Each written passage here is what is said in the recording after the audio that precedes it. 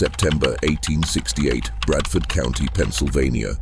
Three brothers stand at the altar of a small wooden church, their hands joined together, their eyes fixed on a single woman in white. The minister's voice trembles as he reads vows never written in any holy book. Outside, autumn leaves fall like bloodied confetti, and the congregation sits in absolute silence, watching what they know in their bones is wrong, yet cannot name, cannot stop, cannot forget. This is not a wedding. This is a pact, a covenant signed not with ink but with flesh and generation. What happens when three men claim one woman as wife, when children grow without knowing which face to call father, when a family tree tangles into a noose?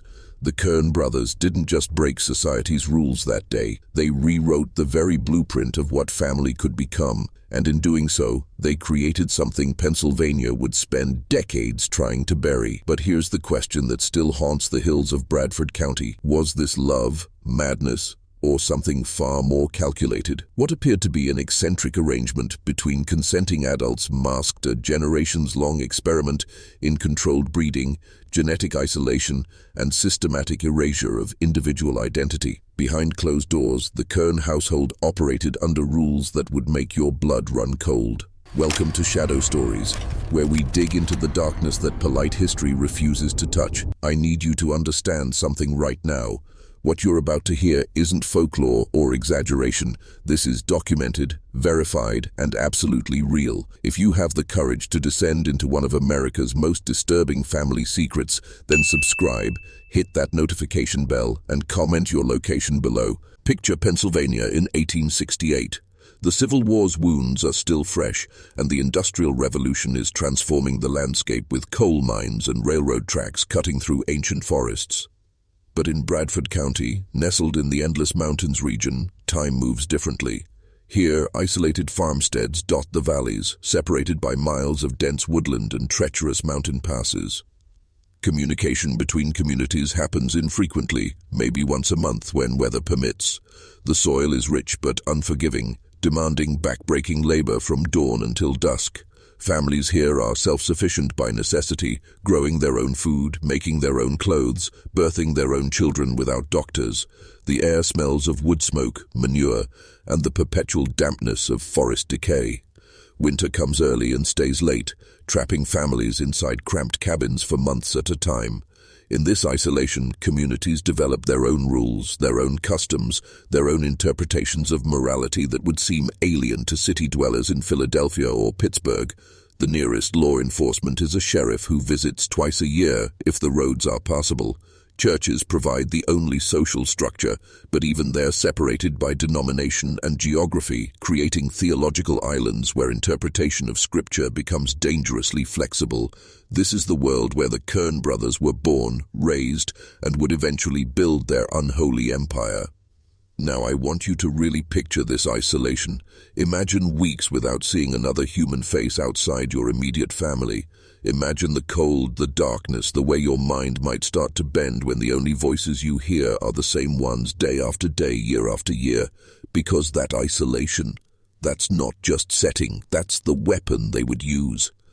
The Kern brothers, Jacob, Samuel, and Elias, were born between 1840 and 1846, the only surviving sons of a deeply religious German immigrant farmer who preached a twisted interpretation of Old Testament patriarchy. By all accounts, they were industrious, physically strong, and remarkably intelligent for men with limited formal education. Jacob, the eldest, stood 6 feet tall with piercing blue eyes and a commanding presence that made grown men step aside when he walked through town. Samuel, the middle brother, possessed a gift for numbers and bookkeeping that would later prove invaluable in maintaining their operation. Elias, the youngest, was the charmer, the smooth talker who could convince almost anyone of almost anything with his easy smile and quick wit. Together, they ran one of the most productive farms in Bradford County, their land stretching across 300 acres of fertile valley and forest. Neighbors described them as exemplary citizens, men who paid their debts, attended church regularly, and could always be counted on to help with barn raisings or harvest emergencies. They were respected, they were trusted, they were invited into homes and asked to stand as godfathers to local children. But here's what makes this so chilling. From the very beginning, the brothers operated as a single unit, speaking in plural pronouns, making decisions collectively, and presenting themselves not as three individuals, but as one tripartite entity. "We think," they would say. "We have decided. We will do this." Even before the marriage, people noticed this strange fusion of identity, this eerie coordination that seemed almost supernatural in its precision. And beneath that respectable facade, behind those church-going smiles, the brothers were carefully, methodically planning something that would violate every social norm of their time. The official story they told was one of practical economics wrapped in religious justification, and to their isolated community, it almost made sense. The brothers claimed they had received a divine vision, a direct revelation from God, commanding them to unite under one household to maximize their farm's productivity and create a stronghold of faith in the wilderness. They pointed to Old Testament patriarchs who had multiple wives, arguing that if plural marriage was acceptable in one direction, why not its inverse? They framed it as an economic necessity. One woman could manage the household while three men worked the fields, creating efficiency that would ensure their family's survival and prosperity. They emphasized that this was a covenant marriage, blessed by a traveling minister who specialized in alternative Christian interpretations, a man who conveniently disappeared back into the wilderness shortly after performing the ceremony. The brothers insisted that their arrangement was pure, chaste, and entirely focused on building a godly legacy, not on carnal desires or perverse experimentation. They claimed that Sarah Whitmore, the woman who would become their shared wife, had come to them willingly, having been orphaned and destitute with no other prospects for survival. They positioned themselves as saviors, rescuing a helpless woman from poverty and providing her with security, protection, and purpose. To the community, they presented their household as a grand Christian experiment in communal living, similar to the Shaker or Oneida communities that were gaining attention in other parts of the country during this era. They hosted occasional dinners for local clergy, showcasing their orderly home, their well-fed children, and Sarah's apparent contentment, carefully stage-managing every interaction to reinforce the narrative of a functional, happy, and above all, godly household. And for years people believed it, or at least they pretended to believe it, because the alternative was too disturbing to confront. What outsiders couldn't see was the elaborate system of control and genetic manipulation operating behind the farmhouse walls. The Kern property was designed like a fortress, with the main house positioned at the center of the land, accessible only by a single road that could be monitored from multiple vantage points. They constructed outbuildings that served purposes far beyond typical farm structures. A winter house where Sarah was required to spend months in isolation during certain phases of their breeding schedule. A record house where meticulous genealogical charts tracked bloodlines, birth dates, and physical characteristics of each child with scientific precision. And a correction house that neighbors occasionally heard screams emanating from, though the brothers explained it away as where they slaughtered livestock. The brothers implemented a rotation system, a schedule determining which brother would share Sarah's bed on which nights, all carefully calculated around her menstrual cycle to maximize conception chances while maintaining plausible deniability about paternity. They kept detailed journals, written in a coded mixture of German, English, and their own invented symbols, documenting every sexual encounter, every pregnancy, every birth, and every characteristic of the resulting children. These journals would later reveal the depth of their obsession with creating a pure Kern bloodline that would eventually allow their descendants to marry among themselves without fresh outside blood.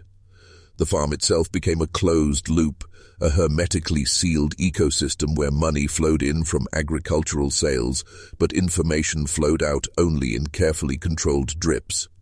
The brothers installed locks on the inside of bedroom doors, created a complex bell system to summon Sarah to different parts of the house, and established a hierarchy where Jacob had final authority on all decisions, including which children would receive education, which would work the fields, and which, disturbingly, showed the proper characteristics for future breeding.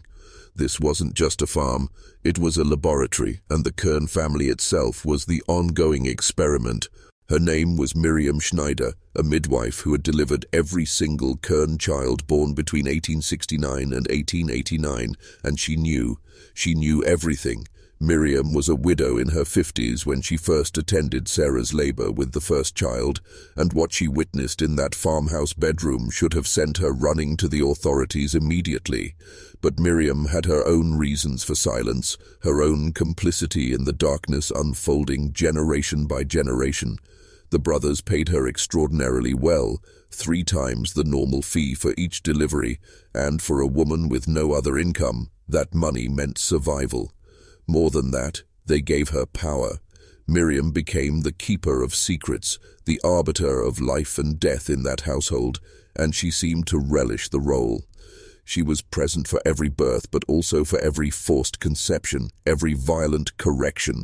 When Sarah, or later her daughters, resisted the rotation schedule, every decision about which children showed concerning symptoms and needed to be sent away to an unnamed institution that probably never existed. Miriam kept her own records parallel to the brothers' journals, documenting birth defects, stillbirths, and the increasing frequency of children born with severe cognitive and physical disabilities as the inbreeding intensified in later generations. But she never reported any of it. Instead, she became an active participant, advising the brothers on fertility timing, suggesting which brothers should father children, in which order to vary the bloodline within the limited genetic pool, and even, according to later testimony, helping arrange marriages between Kern cousins once the children reached maturity. Miriam attended church every Sunday, sang hymns with conviction, and was regarded as a pillar of the community, a respected healer who brought life into the world. She lived in a small cottage on the edge of the Kern property, essentially on their payroll, bound to them by money, secrets, and something darker, genuine belief in their mission. In letters discovered after her death, Miriam referred to the Kern household as God's own breeding experiment and expressed pride in her role facilitating what she called the purification of a bloodline. She was not a victim, she was an architect of the horror. Sarah Whitmore was 19 years old when she entered the Kern household in 1868, an orphan who had lost both parents to typhoid fever and found herself with no family, no prospects, and no options in a society that offered women limited paths to survival. She was, by accounts from those who knew her before the marriage, bright, literate, and possessed of a gentle spirit that made her popular among the young people in her community. She had dreams of becoming a teacher, of perhaps moving to a larger town where opportunities for unmarried women were beginning to emerge in the post-war economy. But poverty is a trap, and the Kern brothers offered escape, security, a home, food, and the promise of a family. What Sarah couldn't have known was that she was being acquired, not rescued. She wasn't becoming a wife, she was becoming breeding stock in a multi-generational experiment. Over the next 23 years, Sarah would bear 19 children, suffering through pregnancies that came with barely 9 months between them, her body used and depleted by the rotation system that gave her no rest, no recovery, no autonomy over her own flesh. But Sarah wasn't the only victim. The children themselves, born into a system they couldn't understand and couldn't escape, were perhaps the most tragic casualties of all. The first generation of Kern children seemed relatively healthy, though even they showed signs of the psychological damage inflicted by growing up in a household where 3 men claimed fatherhood and no child knew their true paternal origin. But as the brothers aged and implemented the next phase of their plan, marrying these first-generation children to each other in cousin unions, the genetic consequences became impossible to hide. Second-generation children were born with cleft palates, club feet, seizure disorders, severe intellectual disabilities, and a host of their conditions that modern genetics would immediately recognize as the results of inbreeding. These children lived short, painful lives, many dying before age 10, others surviving but requiring constant care that fell to their own siblings in an endless cycle of suffering. There were also the disappeared children, those born with defects so severe that they were taken away immediately after birth, supposedly sent to institutions but more likely buried in unmarked graves somewhere on the vast Kern property. Let me ask you something. How many victims are there when an entire family tree becomes a catalogue of genetic disaster? Thomas Blackwood was a land surveyor working for the Pennsylvania Railroad in autumn of 1891, mapping potential routes through Bradford County for a proposed rail expansion. He wasn't looking for trouble, he was just doing his job, measuring elevations and marking property boundaries. But on October 14th, his survey line crossed a remote section of Kern property, far from the main house, deep in the forested hills where few people ventured. That's where he found the graveyard. Not a proper cemetery with headstones and records, but a scattered collection of small graves, some marked only with rough stones, others barely visible as depressions in the earth. Thomas counted 37 graves, and based on their size, most were children. His surveying training kicked in, and he began documenting locations, taking measurements, making notes. That's when he heard the sound. Children's voices, but wrong somehow, the words slurred and repetitive, coming from a building he could barely see through the trees. Thomas approached what appeared to be a large barn or dormitory, and through a gap in the wooden walls, he saw them. Dozens of children and young adults, many showing obvious signs of severe disabilities, some restrained, others rocking in repetitive motions, all supervised by two grim-faced women who looked as damaged as their charges. This was where the Kern family kept its failed experiments, its embarrassing evidence, hidden away from the world. Thomas stood frozen, his surveyor's notebook shaking in his hands, trying to process what he was witnessing.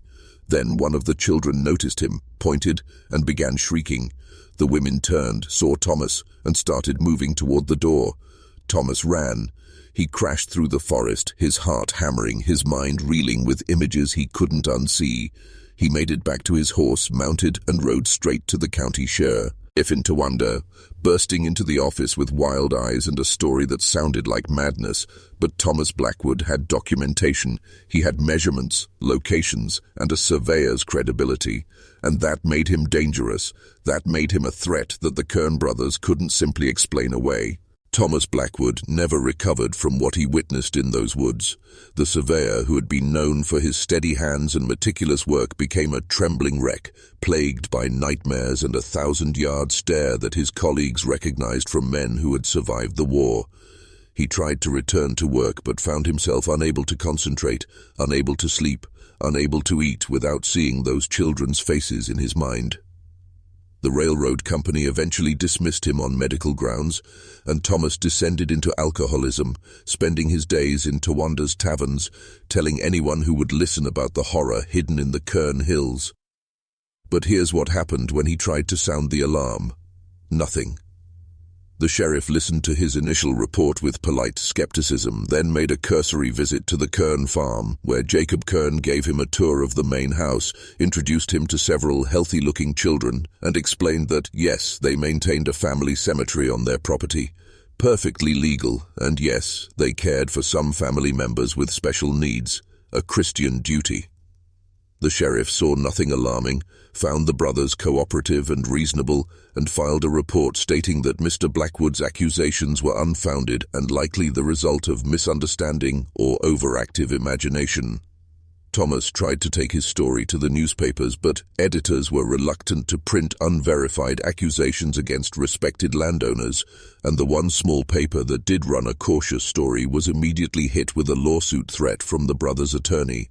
The local clergy, when approached, expressed sympathy, but explained that the Kern family's private religious practices were protected and that interfering would violate the sacred boundary between church and state. Thomas's own family began to distance themselves, embarrassed by his obsessive ravings about inbred children and hidden graveyards. Within 6 months, Thomas Blackwood had been effectively silenced, transformed from credible witness to cautionary tale about the dangers of drink and paranoia. He died in 1894, just 3 years after his discovery, officially from liver failure, though some who knew him said he simply lost the will to live, crushed by the weight of a truth no one would acknowledge.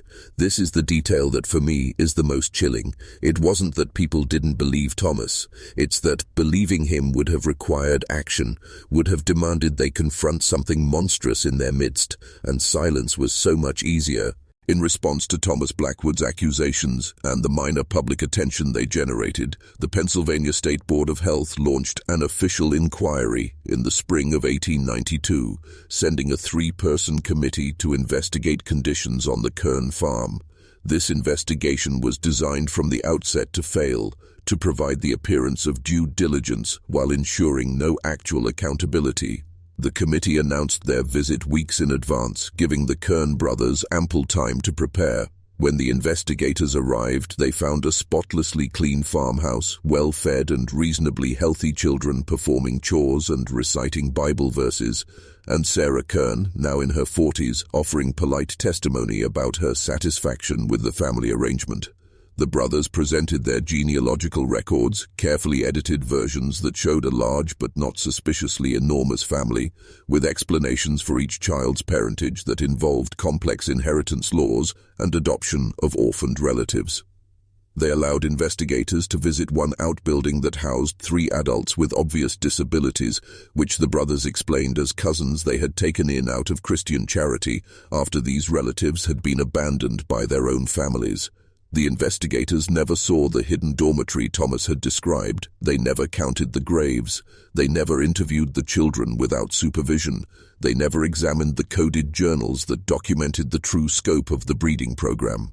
The committee's final report concluded that while the Kern family's living arrangement was unorthodox and not in keeping with conventional Christian marriage, there was no evidence of abuse, neglect, or illegal activity.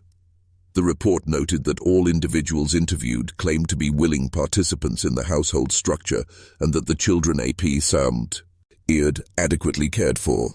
It recommended no legal action but suggested that local clergy provide spiritual guidance to encourage the family toward more traditional arrangements.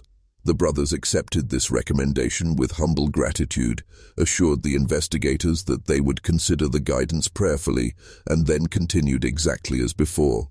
The investigation was closed, filed away, and used for decades afterward as proof that authorities had examined the Kern situation and found nothing wrong.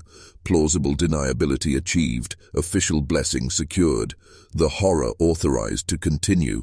If you had walked through the market in Towanda in the late 1890s, you might have noticed them, the Kern children, distinctive in ways that made people uncomfortable. There was Elizabeth, who would have been beautiful except for the way her eyes didn't quite focus together and the slight asymmetry of her face that suggested something fundamentally misaligned in her development. There was Michael, a young man of 20, whose body was strong but whose mind remained that of a child, who would sometimes stop in the middle of the street and need to be gently guided forward by his siblings. There was Rebecca, who walked with a lurching gait and whose hands trembled constantly, unable to hold objects without dropping them. These were the ones the family allowed to be seen, the ones whose disabilities were mild enough to be explained away as accidents of birth, bad luck, God's will. But they were living proof of what happens when the gene pool shrinks to a puddle, when the same genetic material is recombined again and again in increasingly dangerous combinations. Second-generation Kern children, those born from cousin marriages arranged by the brothers as part of their bloodline purification project, showed exponentially increased rates of birth defects. Medical records that survived from the period, pieced together by researchers decades later, paint a horrifying picture. Infant mortality rates in the Kern family approaching 40%, far above the already high rates of the era. Seizure disorders in nearly 30% of surviving children. Intellectual disabilities ranging from mild to severe in the majority of second- and third-generation offspring. Physical deformities including club feet, cleft palates, spinal abnormalities, and unusual bone structure that made some children appear almost alien in their proportions. The altered victims weren't just disabled, though. I carried in their bodies the evidence of the crime, living testimony written in genes and chromosomes that screamed the truth even when their mouths could not. Some of them knew what had been done to them. Some of the older children, those with sufficient cognitive ability to understand their situation, would occasionally try to explain to outsiders about the father nights and the cousin weddings, and the way their grandparents were also their parents, but their words came out confused, and their obvious disabilities made people dismiss them as unreliable narrators of their own lives. The Kern children were walking evidence, but evidence that polite society refused to examine. The true scope of the Kern brothers' experiment only became clear after their deaths, when their journals and records were finally examined by authorities. What these documents revealed was chilling in its calculation. This wasn't random inbreeding driven by isolation or ignorance. This was systematic, planned, and based on the brothers' twisted interpretation of animal husbandry principles applied to human beings. The brothers had studied livestock breeding, reading agricultural journals, and consulting with horse and cattle breeders about techniques for line breeding to intensify desired characteristics. They developed explicit theories about human genetic inheritance, predating Mendelian genetics, but showing remarkable intuitive understanding of how traits passed from generation to generation. Their goal was nothing less than creating a purified Kern bloodline that would eventually breed true, producing children who were identical to their parents in every significant characteristic, a closed genetic loop that would make the family entirely self-sufficient, needing no outside marriages, no fresh blood, no contamination from outsiders. The methodology was documented in nauseating detail. The brothers tracked Sarah's menstrual cycles with astronomical precision, timing encounters to maximize conception probability. They recorded every sexual act with clinical detachment, date, time, duration, positions used, and which brother participated. When children were born, they measured every physical characteristic: height, weight, head circumference, eye color, hair texture, even the patterns of fingerprints and the shapes of ears. They looked for desirable Kern traits, including height, physical strength, intelligence, and what they called proper German features.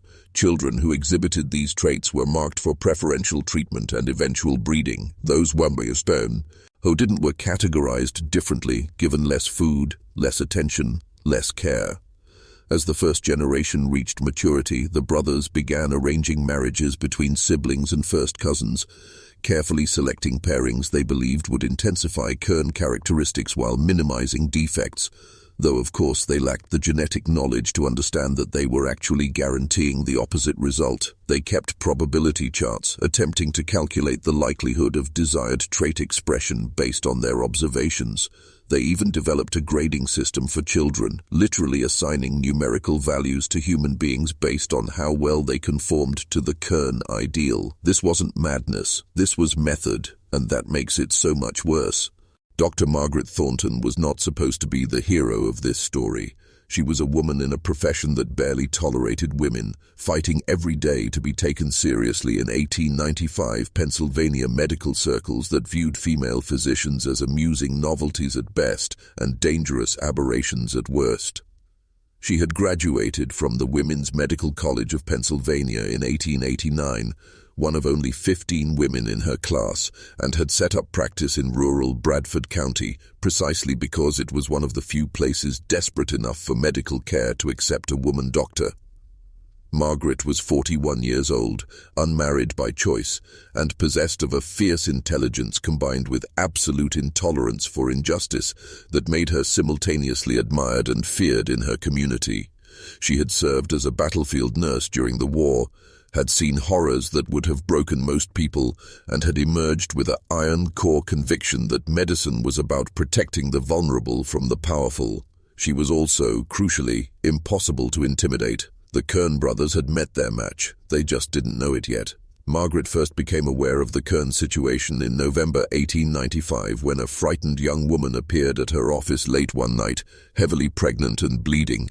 The woman, who refused to give her name, begged for help, then fled before Margaret could examine her properly.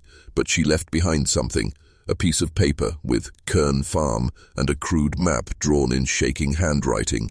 Margaret, concerned about the medical emergency, decided to visit the farm the next day. When she arrived, the brothers were polite but firm. They had their own midwife. They didn't need outside medical interference. Please leave. But Margaret had seen something in that brief visit.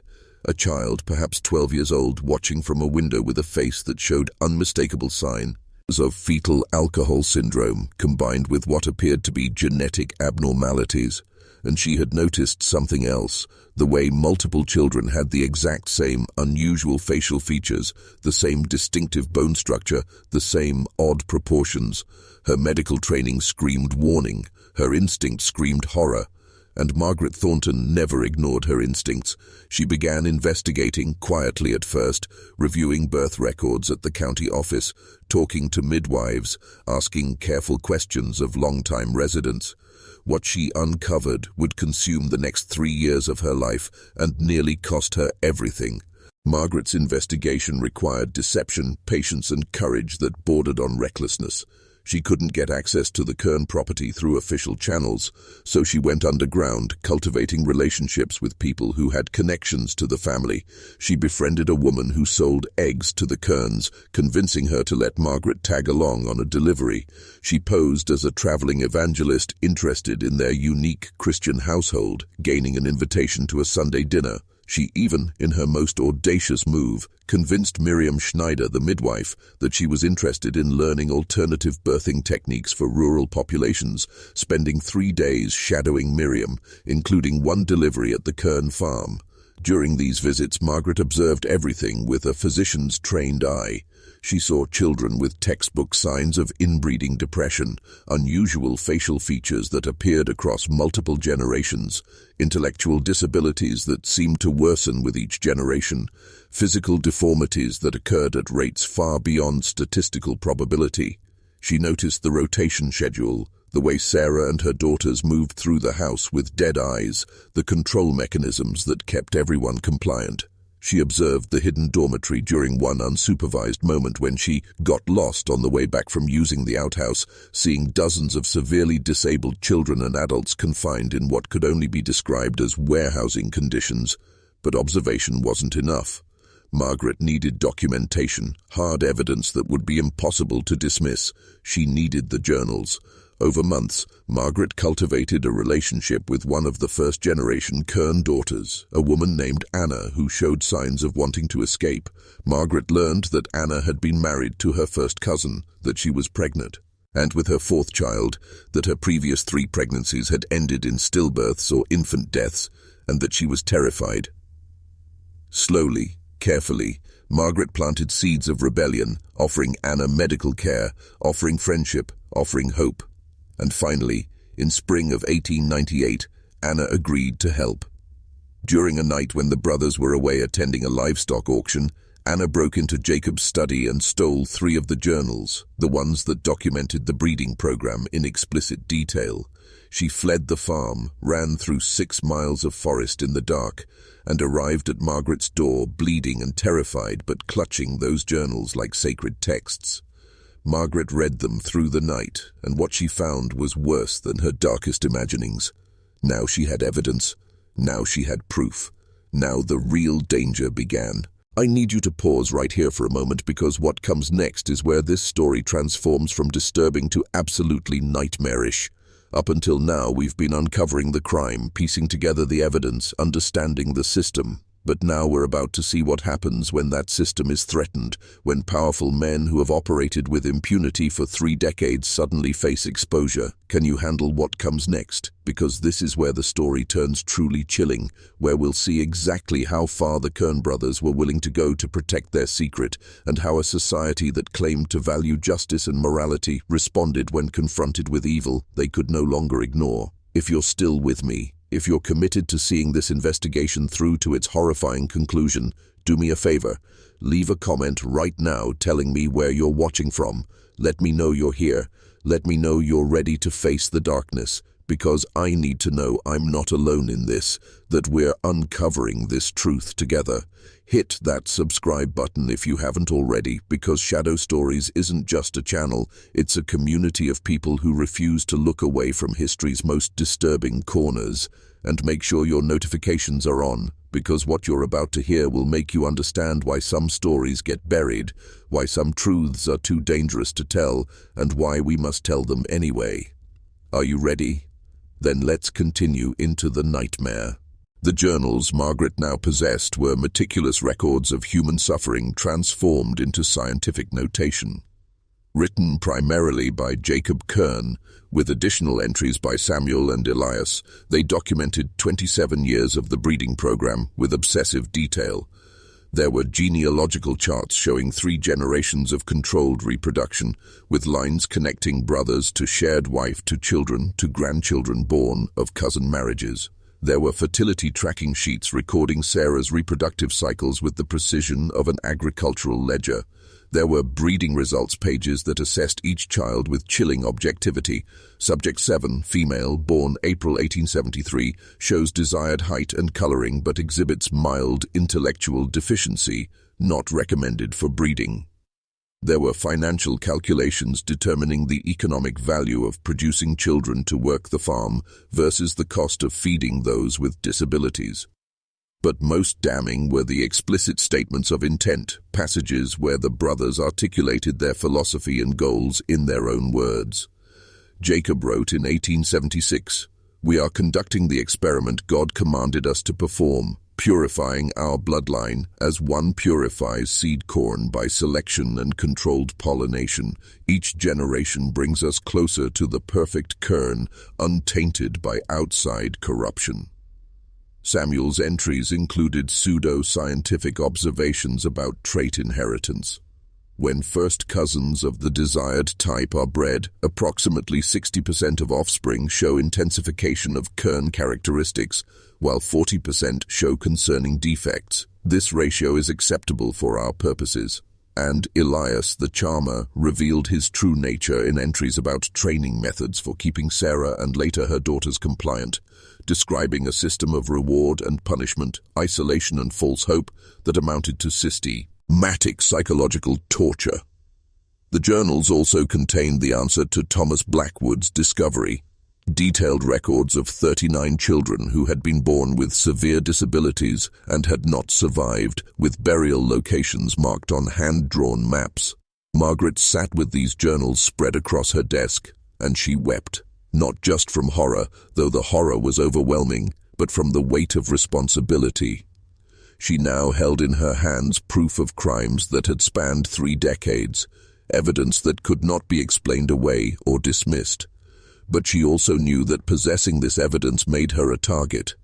The Kern brothers had killed, whether through neglect or active intervention, nearly 40 children to hide their failures.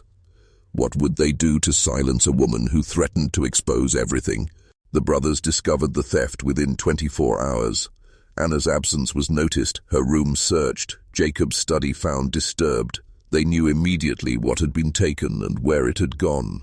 What happened next was a calculated campaign of terror designed to retrieve the journals and eliminate everyone who had seen them. Margaret sent Anna away first, putting her on a train to Philadelphia with money and a letter of introduction to other female physicians who could protect her. Then Margaret secured the journals, making 3 copies which she distributed to trusted colleagues in different cities, keeping the originals locked in a safe deposit box at the Towanda Bank. She knew the brothers would come, and she was right. On the 3rd night after the theft, Margaret woke to the sound of breaking glass. 3 figures moved through her darkened house with practiced silence, searching, destroying, threatening without words. Margaret, who slept with a revolver under her pillow thanks to her years treating patients in dangerous circumstances, fired a warning shot that sent the intruders fleeing, but not before they had ransacked her office, destroyed patient records, and left a clear message written in lamp oil across her examination room wall. "Return what is ours." The next day, Margaret went to the sheriff with the journals. He listened, leafed through a few pages, then set them aside with a troubled expression. "Dr. Thornton," he said slowly, "these are serious accusations against respected landowners. I'll need to investigate properly. Leave the journals with me." Margaret refused. She had seen the sheriff accept the brothers' hospitality, had heard about the generous donations the Kerns made to local law enforcement. She took the journals and walked straight to the telegraph office, sending urgent messages to the state attorney general, to medical authorities. In Philadelphia, to journalists at major newspapers, she was unleashing the story before anyone could stop her. That's when the pursuit began in earnest. The brothers, realizing that legal and social pressure wouldn't work, resorted to direct action. Margaret was followed everywhere, her house watched constantly. Patients stopped coming to her practice, frightened away by whispered threats. Her landlord received an anonymous offer to purchase her building at triple its value if he evicted her immediately. Supplies she ordered were mysteriously lost or destroyed in transit. And then came the fire. Margaret's medical office, located in a separate building from her residence, burned to the ground one November night in 1898. The fire department arrived too late to save anything. Fortunately, Margaret had anticipated this, had already moved her most important possessions and remaining copies of key journal pages to secure locations. But the message was clear. The Kern brothers were willing to destroy everything and everyone to protect their secret. Margaret made her stand not in Bradford County, where the Kern influence held sway, but in Harrisburg, the state capital, where she presented her evidence directly to Governor Daniel Hastings in December 1898. She arrived with the journals, with Anna's testimony, with medical documentation of the genetic consequences she had observed, and with copies of birth and death records that showed the impossible numbers. 19 children born to Sarah Kern in 23 years, plus dozens more births to first-generation daughters, with infant mortality rates approaching 50%. She presented her case not as a scandal, but as a public health crisis, a medical emergency demanding immediate state intervention. Governor Hastings, to his credit, was horrified. He immediately ordered the state attorney general to launch a criminal investigation and authorized the Pennsylvania State Board of Health to conduct an unannounced inspection of the Kern property. Finally, after 30 years of operation, the machinery of justice began to turn. But here's where the reversal came, the twist that Margaret didn't anticipate: public opinion. When news of the investigation leaked to the press, the response wasn't universal outrage. Instead, the story divided communities along fault lines of religion, politics, and deeply held beliefs about family autonomy. Conservative religious groups argued that the state had no business interfering in a family's private arrangements, especially one claiming religious motivation. Agricultural communities, where line breeding of livestock was common practice, struggled to articulate why the same principles applied to humans should be considered horrific. Some newspapers framed the story as government overreach, portraying the Kern brothers as eccentric but harmless farmers being persecuted for their unconventional lifestyle. Defense attorneys, sensing opportunity, began building a case around religious freedom, citing the First Amendment and arguing that the government was criminalizing Christian practice. Local supporters of the Kerns organized rallies, presenting Sarah and her daughters, carefully coached, who testified that they were willing participants and that Dr. Thornton was a bitter, unmarried woman, jealous of their family happiness. The complexity of charging the brothers legally became apparent. What exactly were the crimes? Plural marriage wasn't technically illegal in Pennsylvania if only one marriage was officially registered. Incest laws existed but were rarely enforced, and difficult to prove without genetic testing that wouldn't exist for decades. Child endangerment required proving intent to harm versus religious conviction. The brothers had been careful, operating within legal gray areas, maintaining plausible deniability. Margaret watched in frustrated disbelief as her airtight case began to unravel in the court of public opinion, as lawyers and politicians debated technicalities while ignoring the human suffering documented in those journals. The official raid on the Kern property finally occurred on January 15, 1899, with a force of 23 state officers, 3 physicians including Margaret Thornton, and 2 representatives from the Pennsylvania Society for the Prevention of Cruelty to Children. The brothers, having received advance warning through their network of supporters, had prepared the main house for inspection, presenting it as orderly and unremarkable, but the authorities came with search warrants that extended to every building on the 300-acre property, and they were thorough.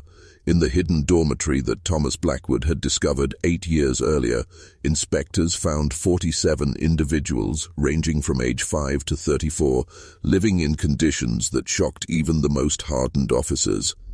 The building was unheated despite January temperatures below freezing.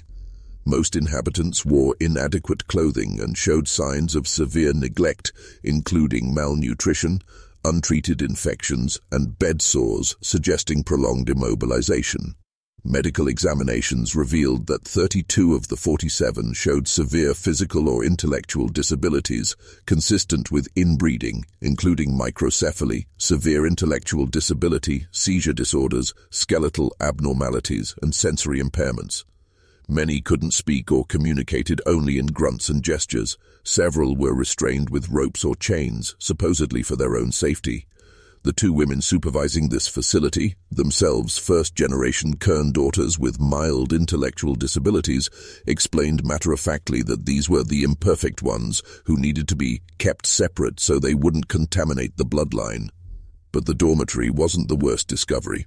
Following the maps in Jacob's journals, investigators excavated the burial ground Thomas had found.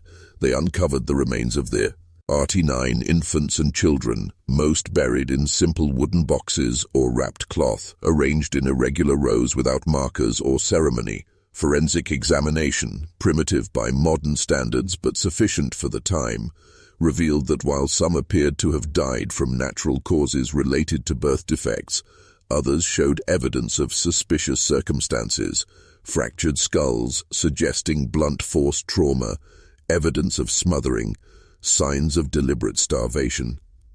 The raid also uncovered the record house, containing not just the journals Margaret had stolen, but dozens more, creating a complete documentation of 3 decades of systematic breeding, experimentation, and elimination of failed results. The evidence was overwhelming, undeniable, and absolutely horrifying. Officers who participated in that raid later described it as worse than anything they had encountered in their careers, including Civil War battlefield cleanups. The Kern brothers, when finally confronted with undeniable evidence of their crimes, showed their true faces, and what emerged was chilling in its banality. These weren't monsters in the dramatic sense, no cackling villains or obvious madmen. They were ordinary men who had convinced themselves that their extraordinary crimes were righteous, necessary, even divinely ordained. Under interrogation, Jacob Kern, 71 years old and still commanding despite his age, showed no remorse whatsoever. He calmly explained his philosophy, referencing Old Testament patriarchs, agricultural principles, and a twisted interpretation of German racial purity theories that were gaining traction in certain European intellectual circles. "We were creating perfection," he stated flatly. "Every farmer knows you improve stock through selective breeding. We applied the same principles to ensure our family's strength and purity. Some experiments fail. That is the nature of improvement."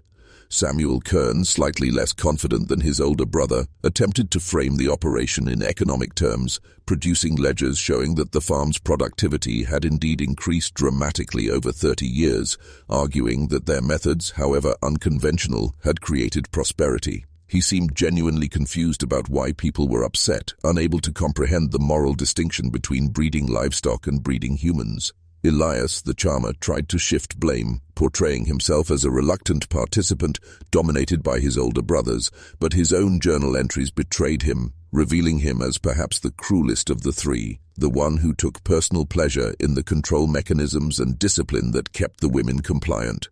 As investigators dug deeper into the brothers' backgrounds, disturbing patterns emerged. Their father, the German immigrant who had raised them, had himself been expelled from his home village in Bavaria for immoral relations with family members, suggesting that the brothers' twisted worldview had been inherited and nurtured from childhood. All 3 brothers had been rejected by local women before their arrangement with Sarah, not due to poverty but because something in their demeanor frightened potential wives away. The traveling minister who had performed their marriage ceremony was eventually identified as a defrocked priest who had lost his position due to similar unconventional views about marriage and breeding, confirming that the brothers had deliberately sought someone who would sanctify their plan.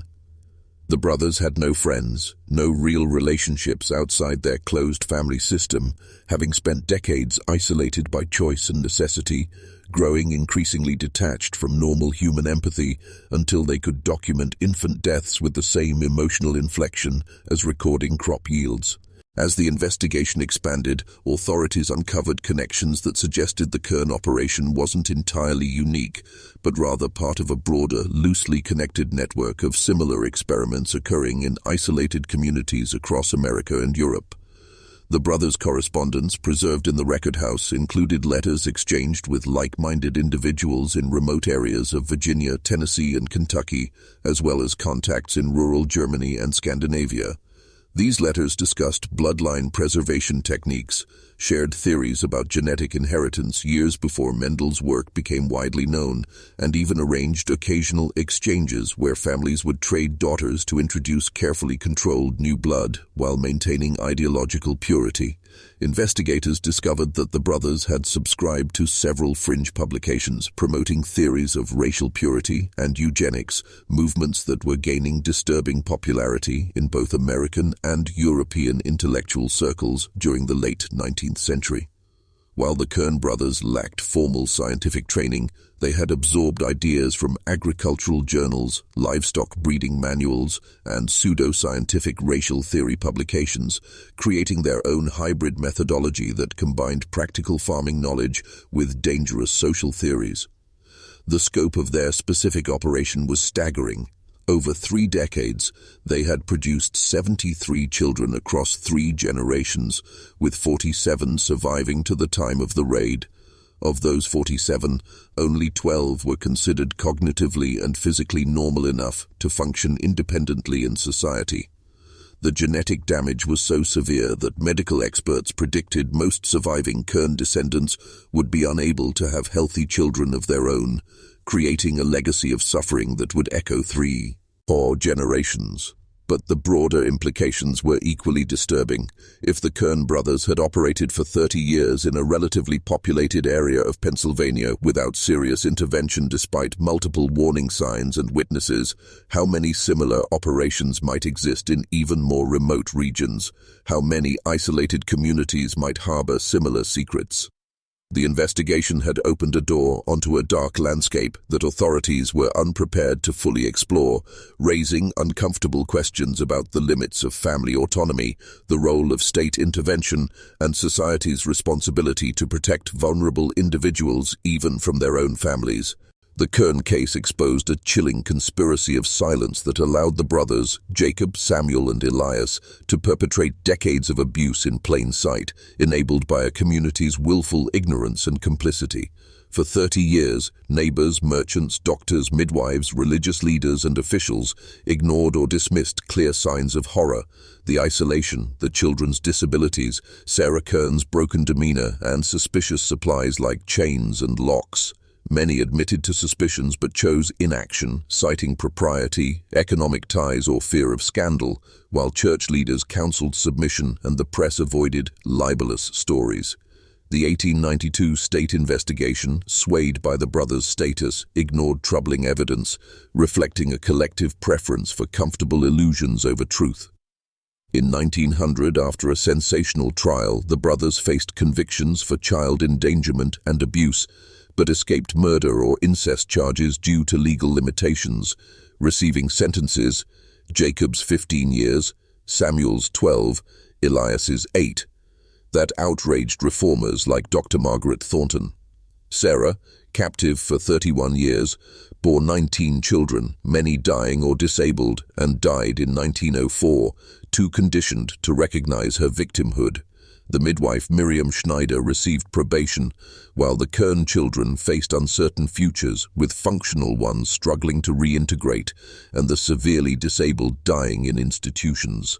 Thornton, harassed for her advocacy, pushed for child welfare reforms that influenced progressive-era laws, though the case faded from memory, reduced to folklore or medical data on inbreeding. The Kern case reveals how evil can hide behind respectability, thriving when society prioritizes privacy or power over protecting the vulnerable. It underscores the courage of truth-tellers like Thornton and Thomas Blackwood, who faced resistance to expose a community's failure to confront uncomfortable truths, a lesson that remains hauntingly relevant. The Kern brothers' horrific 3-decade deception in Bradford County reveals a chilling truth about societal complicity and institutional failure. Could such atrocities happen today? Despite modern safeguards like child welfare systems and mandatory reporting, cases of hidden abuse persist, showing that human nature's capacity for evil and willful blindness remains unchanged. The Kern case demands vigilance and courage to speak up, no matter the cost, to protect the vulnerable. If this story has stirred you, subscribe to Shadow Stories to uncover more buried truths. Like this post if you believe these stories must be told, and comment below with your location, thoughts on the case, or similar stories from your region. Share this with others interested in true crime or history to spark vital conversations that keep us alert. Next, we'll dive into the 1902 Philadelphia infant asylum case, where a saintly woman was linked to the disappearance of over 300 babies, a story of good intentions gone horribly wrong. Are you ready for more? Stay curious, stay vigilant with Shadow Stories.